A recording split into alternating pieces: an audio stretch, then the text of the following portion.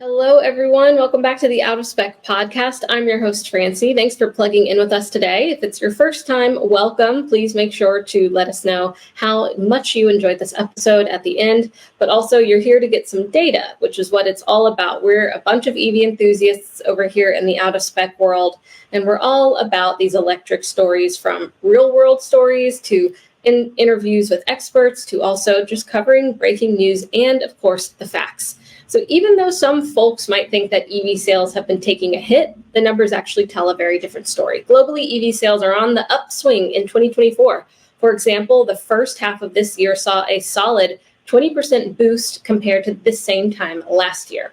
That said, this growth isn't happening evenly everywhere. China is still definitely leading the charge with a 31% increase in EV sales over the first 5 months of this year, 2024. Meanwhile, North America and Europe are seeing more modest gains of around 5% and 4% respectively, but still gains. The slower growth in places like Europe and North America can be perhaps attributed to a few factors. In Europe, there have been reduced government incentives in major markets like Germany and the UK, so that could have perhaps slowed things down, made it a little bit harder to make those purchases. And in North America, the higher than wanted prices of EVs and the limited EV infrastructure are major hurdles, and they also influence the perception of EVs very easily. So while regional differences exist, the overall global trend is very clear that EV sales are climbing in 2024. The impression of a decline might just be because of a slower growth rate in certain areas and the market adjusting to new policies and economic shifts, but I know you don't just want to take my word for it, so today I'm going to show you the numbers to back it so that we can all be informed on the facts. Let's plug in.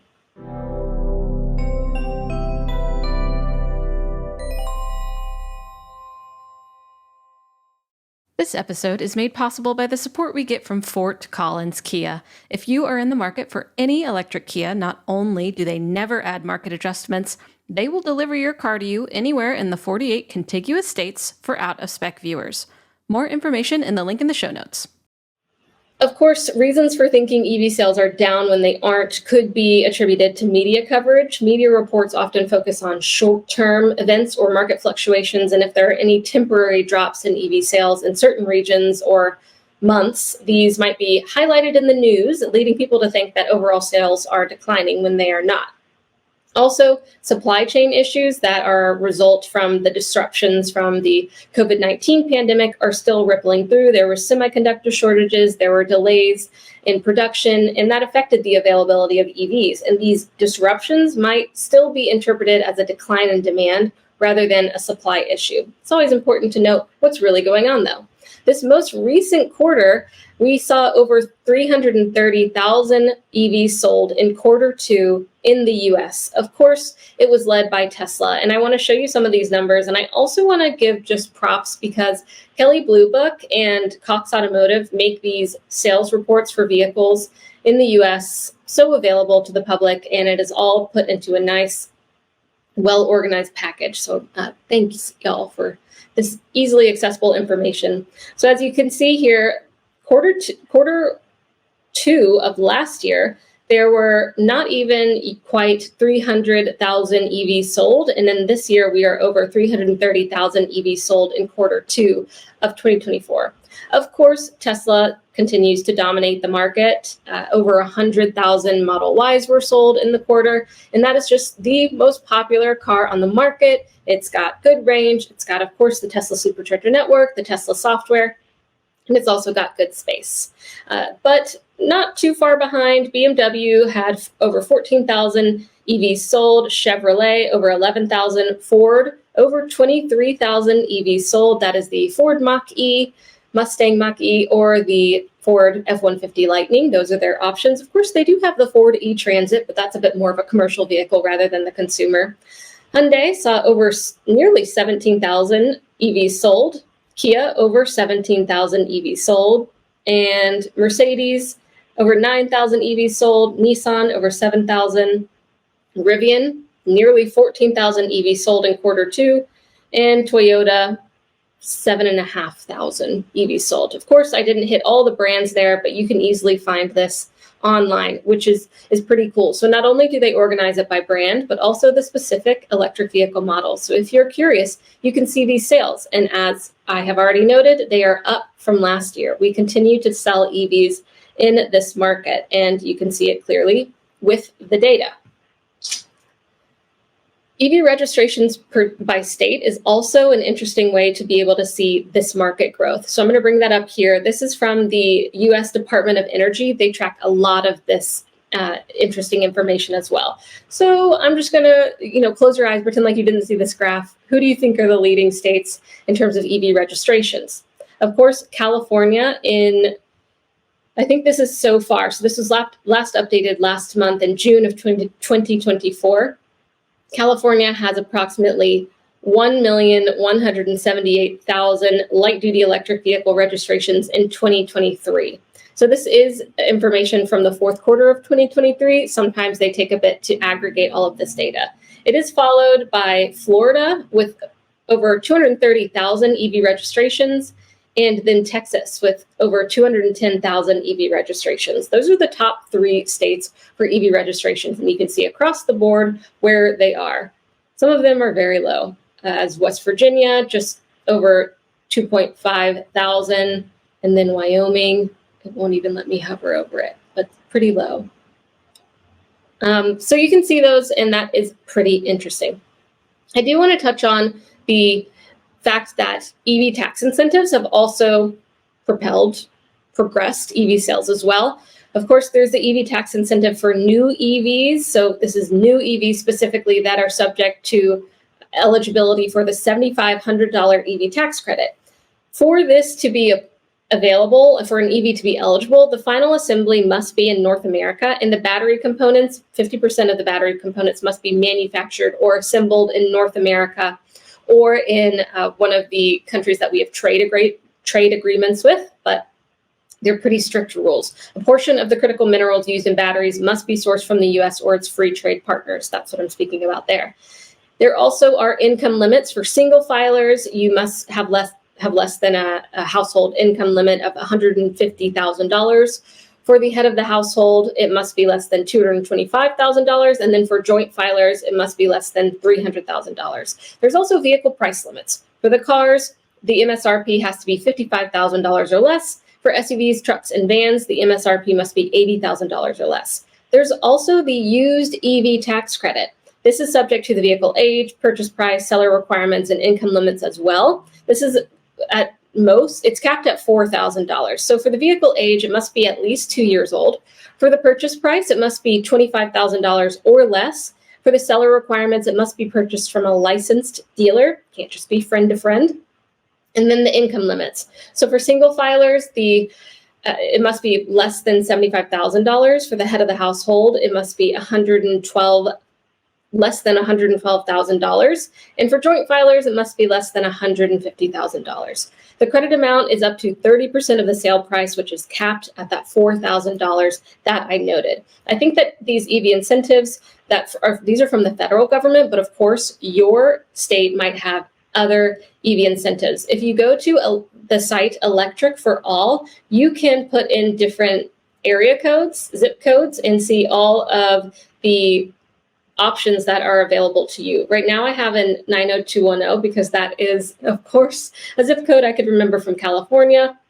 They have a replace your ride incentive, used EV rebate, of course.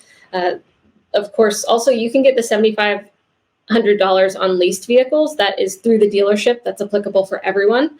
It has some requirements though. And then there are some EV charging rebate programs as well. So there is a lot of incentives from local, state, and federal governments to incentivize not only EV purchases, but also help out with getting that EV charging at your house if you're able to do that. So these also contribute to the sales of EVs that we have been seeing.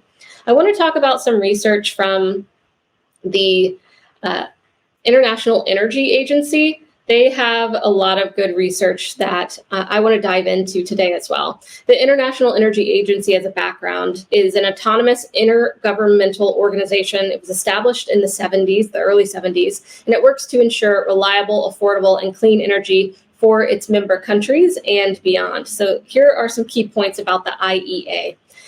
It has a couple mission and objectives: energy security to ensure reliable energy supplies to its member countries, economic development to promote sustainable economic growth through energy, environmental awareness of encouraging cleaner energy production and use, and of course, engagement worldwide. They want to promote the energy dialogue with non-member countries as well as within their member countries.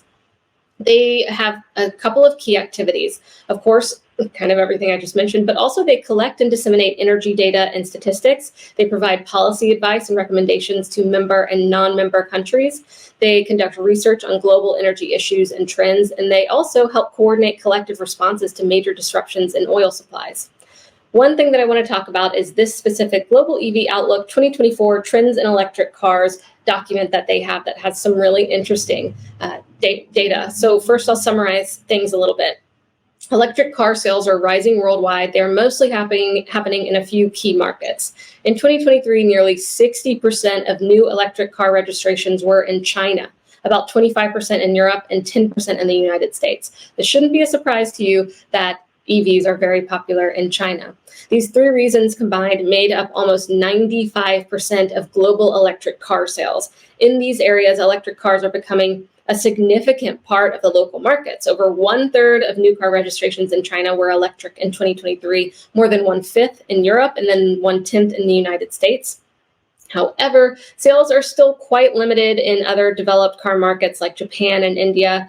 So because of this concentration, the global electric car stock is also becoming more focused in those regions. Still, since China, Europe, and the US account for more than 2/3 of the total car sales and stocks, their shift towards EVs has a major impact on global trends. So typically that's what's factoring into global trends. If we also look at this, I wanted to go into one of these graphs and just kind of paint a picture here as well. Okay, this one. Quarterly electric car sales by region in 2024. Actually, it wasn't this one. Yes. Okay. So first I want to start with this one, electric car sales from 2012 to 2024. If we're down here in 2012, we can see that 0.1 million of sales happened in the United States. All the way to 2024, we are seeing this trend upward and a different distribution amongst the different markets. It does seem pretty proportional just at looking at it with my naked eye. China in 2024, over 10 million car sales. In Europe, 3.4 million. In the US, 1.7 million. And then the rest of the world, 1.4 million. If you compare that to last year, the US is kind of tracking just a little bit more. We've got 1.4 million last year and 1.7 recorded this year, 2023. In Europe, 3.2 million in 2023 and 3.4 million in 2024. Again, it's still growing, but because of the less dramatic growth, it can typically be skewed in that this information is presented as perhaps yes, a decrease in sales, but not a decrease in growth. China as well, they had 8.1 million in electric car sales in 2023 and now 10.1 million. They're definitely leading this whole EV industry, which is really interesting when we consider that we in the US market don't really allow the electric vehicle market from China to squeeze its way in. There's a lot of tariffs, as I've covered on the podcast before, but China obviously has a very competitive market that we want to pay attention to. Briefly, I also wanted to address this graph, which is a breakdown of battery electric car sales in selected countries and regions by segment. These different segments are small car, medium car, large car, SUV, and pickup truck. So I'm going to look at the US specifically because that's the market that we're in. But you can see here that since 2018 up to 2023, the distribution of the car sales has changed. Of course, different models, different availability of EVs has changed over time as well. Now we're finally seeing that pickup trucks are moving in a little bit and making up some of the percentage of EVs sold. So largely, though, it is this it is the SUV. The SUV is one of the most popular in terms of segments in the US this year and in past years as well. Large cars, a little bit less. Medium cars, they create, this is looking about like 1/5, a little bit over 1/5. And small cars really are becoming less and less popular. This is interesting because small cars tend to be more affordable. But we have to think about the automaker's approach as well. EVs are premium cars at this point because the market and the economies of scale and the technology is advancing, but it has advanced over time to bring down the costs of batteries and make energy density more and more effective, so we can have smaller batteries with larger range, more power. But it does seem to trend, this is kind of my personal point of view, but it's what I've seen, that automakers are going for larger models because not only can they charge that higher price, but also seems like there is a market interest for it.